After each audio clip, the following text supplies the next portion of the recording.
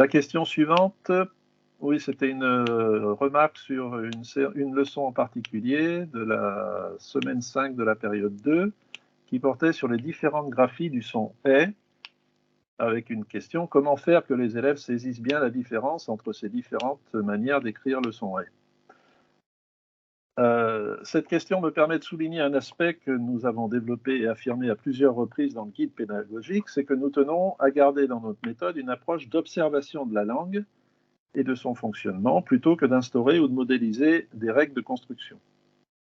Donc, dans le guide pédagogique, page 26 et page 52, par exemple, sur l'orthographe lexicale, on évoque par le regroupement des mots en corpus selon des critères définis, la possibilité justement de catégoriser les choses observées. Donc, où il est précisé notamment que tous les exercices basés sur l'orthographe lexicale, encodage, tri, catégorisation ou champs lexicaux, contribuent à la construction et au développement du répertoire mental lexical et orthographique des élèves. Donc, cette leçon répond particulièrement à ce principe, un phonème auquel correspondent 6 graphèmes possibles.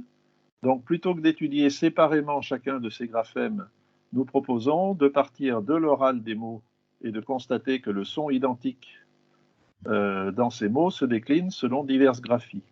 À partir de là, d'en constituer un corpus ordonné et de s'en servir comme un outil référent tout au long de l'année, pour une imprégnation progressive de ces diverses graphies dans le répertoire mental des élèves. Donc la personne qui a soumis cette question a d'ailleurs elle-même fait ce choix et conduit sa séance dans l'esprit de ce principe, et elle nous a expliqué donc ce qu'elle avait fait. Et c'est tout à fait ce que nous préconisons, donc c'est très bien. Ça témoigne de sa bonne compréhension de nos principes. Merci à elle.